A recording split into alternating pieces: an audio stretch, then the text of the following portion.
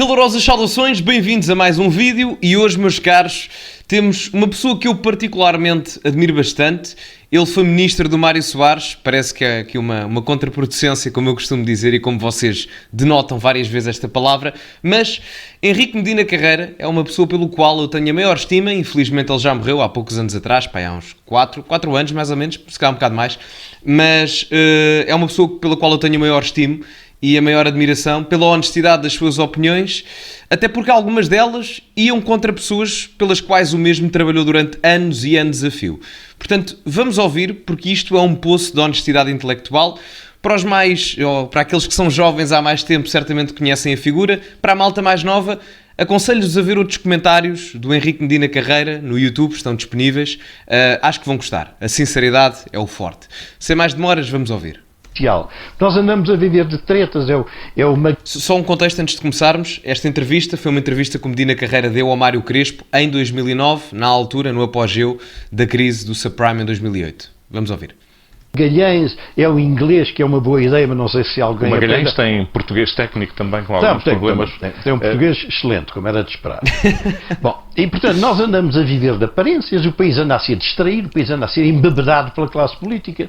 Reparem como, isto é de 2009, isto é só um certo da entrevista toda, se quiserem eu depois faço mais, são só 8 minutos.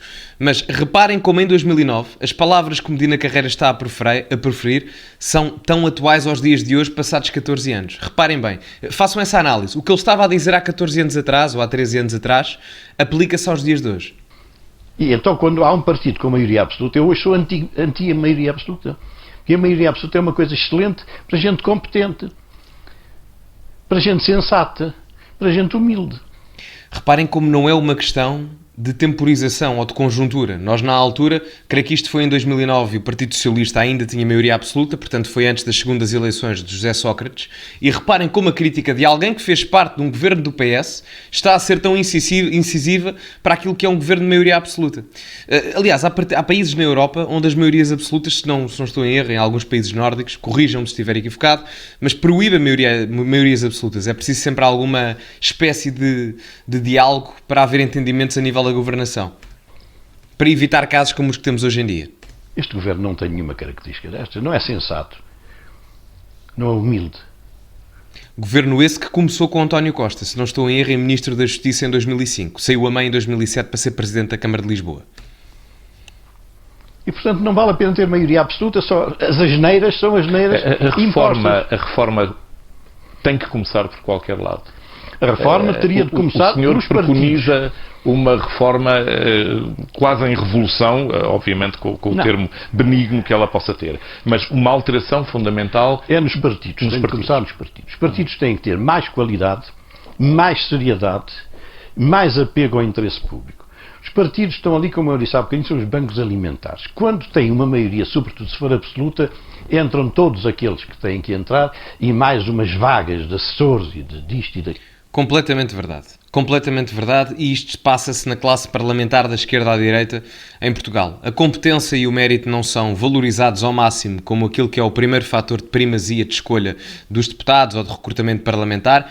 Isto é um fenómeno que acontece um pouco por todo o mundo, mas em Portugal está a um nível bastante superior e em parâmetros muito, mas muito graves. Por isso é que, por exemplo, eu estou sempre a dar, a exemplificação do que é que o António Costa é especialista. Os grandes portugueses que governaram o país por alguns anos, e longos anos, como é o caso do António Costa, cada vez mais, são quase 10, foram especialistas em alguma coisa. O Dom João II impulsionou os descobrimentos de uma forma como nenhum outro impulsionou, o Salazar recuperou e fez um milagre económico, Sá Carneiro e Mário Soares implementaram a democracia, Marquês de Pombal reconstruiu Lisboa de uma forma arquitetonicamente perfeita, e eu agora pergunto, o António Costa é especialista em quê?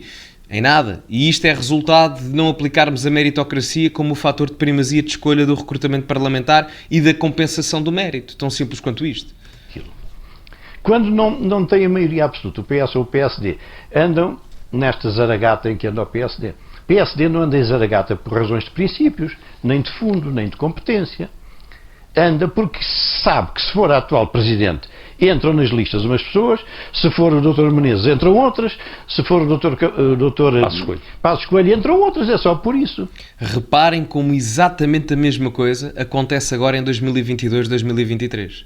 No caso, nós temos uma bancada parlamentar escolhida por Rui Rio, enquanto o líder do PSD neste momento é Luís Montenegro, e os lacaios ou os braços direitos do Montenegro neste caso e nesta conjuntura são completamente diferentes dos do Rui Rio. Tanto que, se não estou em erro, quando o Montenegro se candidatou à liderança contra o Rui Rio, a votação foi 50-50, quase. 52% ou 53% para o Rui Rio e 47% para o Montenegro. Muitas das vezes nem é a questão da questão ideológica, é mesmo uma questão de quem é que fica com o tacho, não é? Porque o PSD perdeu-se no seu excesso de pluralismo ideológico e agora é um partido sem rumo, quer a nível de votos, quer a nível de ideias. Infelizmente, porque tiveram um papel importante a espaços na história da democracia, mas é a vida. Tudo aquilo sossega no dia em que as listas estiverem feitas. E o PS a mesma coisa. Agora não se houve. Houve um voto contra a moção do secretário-geral, veja lá, que eu creio que nem no Egito é assim. Porquê? Porque aquela gente toda está à espera de uma maioria absoluta para tomar conta do dinheiro. Então, e o que é que nós fazemos novamente como cidadãos? Tem que se requalificar os partidos. Tem de se atrair gente capaz.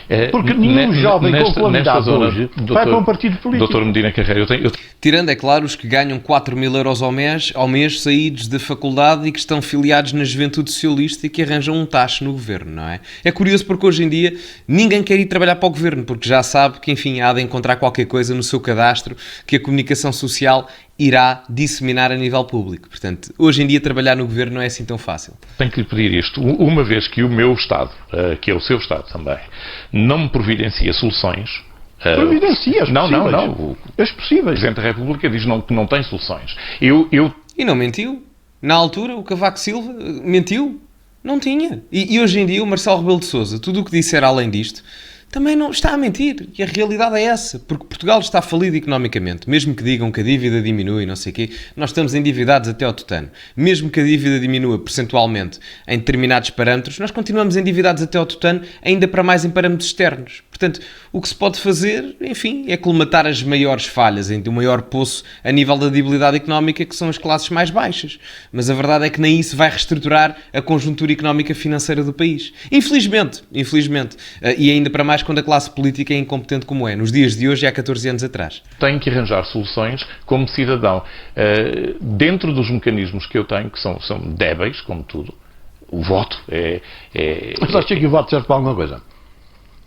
Eu já acho que o voto não serve para nada. Se dá a maioria absoluta, é disparate. Se dá a maioria relativa, é disparate. Se o Henrique Medina Carreira dissesse isto hoje em dia, a primeira coisa que iam dizer é que lá vem a extrema-direita e não sei o que mais, quando na verdade ele está a apontar algo que é factual. Porque a partir do momento em que se vota em partidos diferentes, mas os resultados são os mesmos, então o voto naquilo que é o seu sentido útil e prático da vida e o bem-estar das pessoas não serve para nada. Porque embora a solução seja aparentemente diferente, o resultado vai ser evidentemente igual. E isso faz com que o voto, no sentido prático da palavra e do seu ato, tenha resultados nulos. Que é o que tem acontecido a Portugal. As pessoas às vezes dizem o Chega apareceu, ou os partidos antissistema aparecem por questões de radicalização. Não. Os partidos antissistema aparecem porque as soluções de voto que haviam em 2009 não eram úteis.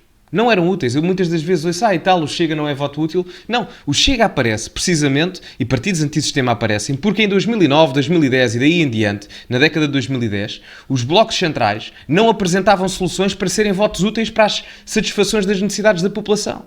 Muito bem apontado aqui, mais uma vez, pelo Henrique Medina Carreira. Enfim, eu adoro este homem. É um pouco faccioso da minha parte, mas é uma pessoa com a qual eu me identifico bastante, na forma de ver a política e o mundo. Então o que é que eu faço? Leio o ensaio da lucidez do José Saramago e não voto? Ou voto em branco? Temos que ir olhando para isto. O senhor viveu os últimos anos do Estado Novo, suponho que não foi aqui. No fim do Estado Novo, dizia-se, isto em democracia há sempre soluções. E a gente pensava que sim, era honestamente que se dizia. E hoje vê-se que esta democracia não há soluções, porque as soluções passam pelos partidos políticos, que são essenciais. Agora, partidos que não sejam isto que anda por aí. Eu mais do que... Isto é a minha visão pessoal aqui... Não é discordar, é apenas uma visão diferente, mas não vai em antagonismo à do Henrique Medina Carreira. Eu mais do que os partidos políticos serem essenciais, Eu acho que acabam por ser inevitáveis, porque mesmo que nós queiramos acabar com os partidos e ter uma democracia sem partidos, vão-se formar organizações, entidades de agrupamento de pessoas que de uma forma ou de outra serão semelhantes aos partidos, mesmo que não se chamem partidos. Portanto, mais do que serem essenciais, acabam por ser inevitáveis, chamando-se partidos ou não. São sempre agregações de pessoas e acontecem em todos os regimes. Na questão democrática, acontecem de uma forma mais poliárquica, se assim quiserem nomenclar. Um conceito de Robert Dahl, deixo aqui, a poliarquia é um conceito interessante a nível democrático. Robert Dahl, para quem quiser ler, recomendação. O Parlamento é grande demais, o Parlamento é grande demais, as pessoas que estão ali estão num emprego, a maior parte daquelas pessoas não fazem coisa nenhuma, os de lá de trás já são os veteranos, não fazem, os do meio não fazem. Hoje em dia, quem diz que quer reduzir a quantidade de pessoas e o pessoal da administração pública, nomeadamente a nível parlamentar, é chamado de extrema-direita, mas há 13 ou 14 anos atrás era apenas uma pessoa com bom senso. Espanha aqui ao lado tem 350 deputados e, no entanto, tem mais 4 ou 5 vezes a população do que Portugal, não é? E só tem mais 100 e poucos deputados. Portanto, enfim, é uma análise comparativa que podemos fazer. Nós temos demasiados deputados. O Chega quer reduzir para 100, acho que 100 é pouco, mas o mínimo constitucional que é permitido são 180 e parece-me um número extremamente razoável para a realidade portuguesa. E há ali 4 ou 5 de cada partido à frente, todos os dias a discutir. E aquilo é uma discussão absolutamente sem interesse, sem conteúdo, sem dimensão, a zaragatear, a chamar nomes uns aos outros. Precisamente. Falta índole intelectual ao Parlamento. Genericamente, é verdade. Sem dúvida. Ainda hoje. Já é um problema. Está a eclodir agora as novas soluções. Mas isto já vem de trás. Um problema, as pessoas às vezes dizem que o Chega... Pronto, quem é de esquerda acha que o Chega é a raiz do problema? Não. Para vocês, a raiz do problema foi o falhanço do Bloco Central e da esquerda em Portugal. O Chega é apenas a consequência desse problema. Para as pessoas que têm uma visão ideológica tendencialmente à esquerda. Novos partidos seria uma solução? Não, novos partidos. Ou seja, para que novos partidos? Cada partido novo que se faz é mais uma porta para entrarem 30 sujeitos para ir arranjar um lugar. Na altura não era bem assim, porque na altura havia uma concentração parlamentar muito forte nos 5 partidos habituais. Tirando o Bloco de Esquerda, que era relativamente recente, tinha 10 anos nesta altura. Portanto, aqui... Mas sim, a dinâmica parlamentar e partidária é sempre essa em Portugal. Da esquerda à direita, ninguém está fora dessa realidade. Quando eu falar de princípios, de valores, de ideologia... Isso já foi chão que deu uvas, não há já nada nos partidos, isso é conversa fiada. Socialismo, social-democracia. Mas nós precisamos de ter uma carta para navegar. Mário Crespo, os problemas nascem na base, as soluções nascem na base, nascem com a educação, com a exigência, com rigor, com disciplina, com exemplo. Num país onde ninguém chega a horas, acha que há alguém que possa levar a sério a organização social. Eu muitas das vezes digo que nós, para mudarmos a política, temos que começar a mudar as bases. Nunca será a política que irá mudar a sociedade, será sempre a sociedade que irá mudar a política. Em democracia isto é mais verdade do que em ditadura e outros regimes talvez de maior concentração do poder no Estado, mas a verdade é que isto acontece em qualquer tipo de regime. Nenhum regime, em termos das suas elites políticas, consegue governar sem uma determinada aprovação moral e ética de consciencialização política e civilizacional do seu povo. E, portanto, se as pessoas querem hoje em dia mudar a classe política em Portugal, comecem por mudar-vos a vocês próprios, muito honestamente. Porque se não começarmos por nós, também não vamos começar pelos outros. Quando eu cheguei há bocado, o senhor é pontual. Sempre foi. Sempre fui. Mas quer dizer, ficou surpreendido. Não está habituado. Em si, não fiquei, mas gostei de constatar. Sim, mas se calhar é um caso único. Portanto, isto não pode ser. Os países da Europa, do Norte e do Centro da Europa, fizeram-se com rigor, com disciplina, com exigência, com seriedade. Muitas coisas que hoje em dia, por causa da propaganda à esquerda e do wokeismo desenfreado, estão a perder, não é? Mas isto é verdade, efetivamente. O investimento cultural e a nível da educação feito nos países nórdicos e nas classes protestantes europeias foi feito de uma forma muito mais cedo do que no sul da Europa, ok? Isso efetivamente é um facto e não há que contestar. Por isso é que o nível de desenvolvimento humano depois se repercutiu em formas diferentes e mais acérrimas no norte e centro da Europa do que no sul. Mas pronto, isso são outros 500. Hoje em dia está-se a perder isso, não é? Mas em todo o caso a análise é correta. Nós não temos nada disto em Portugal. As escolas são uma bandalheira. Estas Ainda bem que o Henrique Medina Carreira não está vivo hoje, que é para ver a bandalheira em que elas estão. Os putos hoje em dia nem têm aulas, que as greves dos professores, portanto está pior. Se calhar até é melhor. Para a qualidade do ensino que temos em Portugal, se calhar até é melhor os miúdos não terem aulas do que terem. pseudo-reformas que têm andado a ser feitas são todos uns disparates. Não vão melhorar coisíssima nenhuma. A educação vai ficar igual. Agora querem estender até ao 12º ano, quer dizer, é estender a ignorância até oficializada até o 12º ano, porque tem de se começar no princípio, com base, com rigor. Onde é que está a via? Eu ouço o seu diagnóstico com preocupação. Eu fico incomodado. Já agora, só um à parte de panorama estético. Reparem como o background é a cara do Mário Crespo em sombra, não é? Portanto, aqui temos o Mário Crespo a olhar para a direita, neste caso é a minha direita, não sei como é que aparece para vocês, e depois, do outro lado do ecrã, vocês têm a sombra do Mário Crespo a vermelho e a preto a olhar para o outro lado. Tantos Mários Crespos. Um abraço para o Mário Crespo. Fico, claro que fico. Devo-lhe dizer que o seu diagnóstico ainda contém elemento, vamos lá ver, de revolta suficiente para me dar alguma esperança de que essa revolta se concretize. Mas não é preciso revolta nenhuma. O senhor já pensou num novo partido? Já 3 pessoas me convidaram. Acredito que sim.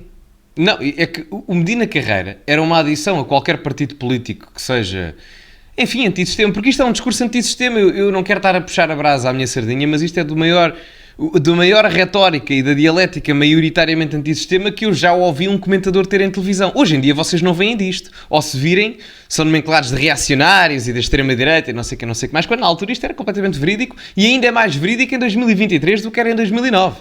Isso não tenho a menor dúvida. E? Eu disse que casas de mulher de má vida já há muitas. Ganda patrão. E é verdade. Ao menos, olha, Mercado Livre. A cara do Mário Crespo. O Mário Crespo arranjou ali uns 2 segundos de calma a nível psicológico, era para não se desatar a rir. Eu compreendo. Tem um poder de síntese como a cara do Mário Crespo. Isso, honestamente, foi o que eu disse. Mais uma para quê? Portanto, não seria essa a via? Um partido de referência? Não, essa via, porque os vícios estão, na forma como nós encaramos a vida partidária. Se eu encaro a vida partidária como advogado, ou como empresário, ou como outra coisa qualquer, como uma maneira de ir buscar um pouco mais de dinheiro ao Estado, isto não tem solução. E a vida partidária é encarada assim, como se sabe. A administração pública, uma das razões porque a administração pública está destroçada, é porque quando vem um partido novo, as cabeças da hierarquia, na sua maioria, vão embora. E vêm outros. Praticamente ninguém respeita os chefes hierárquicos. Ou seja, a crítica aqui do Medina Carreira, de uma forma mais aprofundada, é, além dos partidos políticos, o problema está na forma constitucional e legislativa de como as leis são feitas em Portugal. Porque o círculo governamental e governativo está todo concentrado num determinado círculo de poder que consegue moldar as leis para aquilo que é a sua favorabilidade da sua própria pessoa e dos seus. É uma crítica muito, muito bem feita. E que, mais uma vez, é extremamente atual. Porque são de distração partidária, não é? Dizer, este homem é um homem conhecido pela sua competência no ambiente ou na saúde. Não. Aquilo é... Tinha expectativas no início desta legislatura? O senhor não, desta legislatura não tinha nenhuma. Aliás, escrevi, não tinha nenhuma. Eu tinha expectativas a seguir ao 25 de Abril. Acho que o 25 de Abril... Mas isto assemelha-se a muitas pessoas e nós vemos a participação política a nível do voto e da abstenção a ser contundente e coadunante com aquilo que são as palavras do Medina Carreira aqui. Porque a abstenção, na altura do 25 de Abril, em 76, não é, com as primeiras eleições, foi só de 7%. Hoje em dia nós temos abstenções à volta dos 50%, 70% quase nas europeias. Portanto, efetivamente, acredito que há muita alienação política, mas uma boa parte dessa abstenção também é falta de vontade e de esperança, porque acham que tudo vai ficar o mesmo. Era o que o Medina Carreira falava há bocado, não é? Porque o voto é útil para quê? Se eu voto em diferente, se a solução é a mesma e o problema não é resolvido. Tudo aquilo que teve de perturbante não foi o que era de esperar. Era de esperar muito mais sarilhos depois de 25 de Abril. As coisas reequilibraram-se em 3 anos. E havia gente, havia ideias, havia um país e havia uma esperança. Vão ver, deixo aqui a sugestão para quem ainda não viu, para a malta que é jovem há mais tempo certamente, se calhar lembra-se dessa altura, mas para quem não viu, Vejam, façam um exercício muito simples. Comparem um debate de hoje em dia, das eleições de 2015, ou 2019, ou 2022, de qualquer eleição dos anos recentes.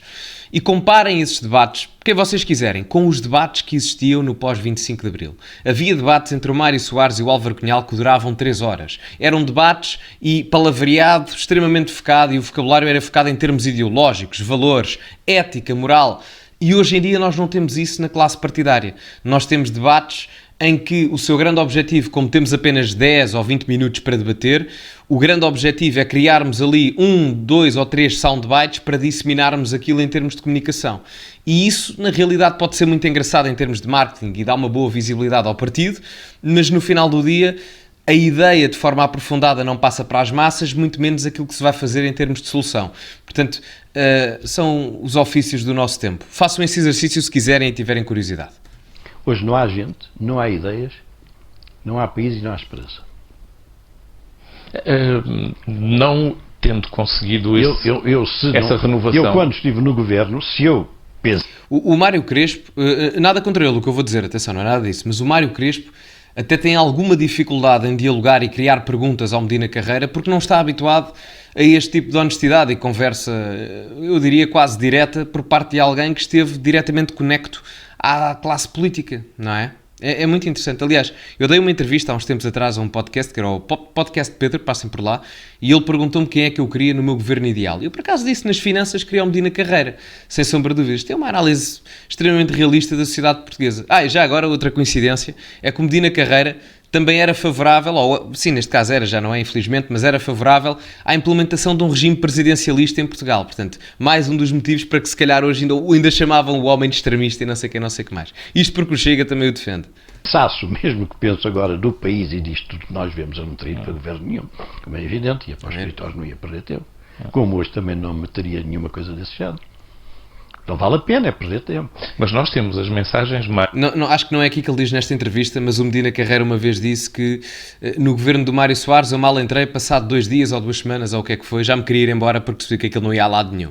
Portanto, não sou eu que o digo, percebem? Não sou eu que o digo. É alguém que esteve lá dentro e que tem uma notoriedade bastante grande em termos políticos e uma credibilidade do maior que existe ou existiu neste país. Os perturbantes, além daquela que o senhor nos tem dado, temos outras que vêm de fora. Por exemplo, a perspectiva de ficarmos com uma pensão de reforma reduzida a metade daquilo que nos diziam que íamos receber.